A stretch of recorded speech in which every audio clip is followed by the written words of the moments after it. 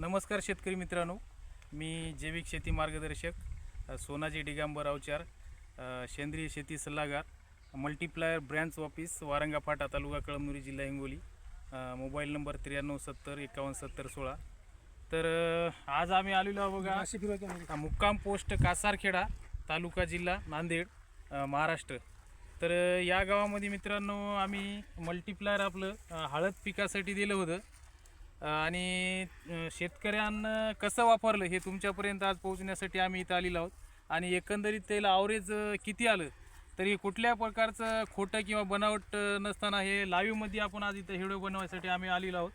तर कासरखेडा या ठिकाणी आम्ही योगेश आडाव यांना एकरी 10 किलो मल्टीप्लायर दिलं होतं.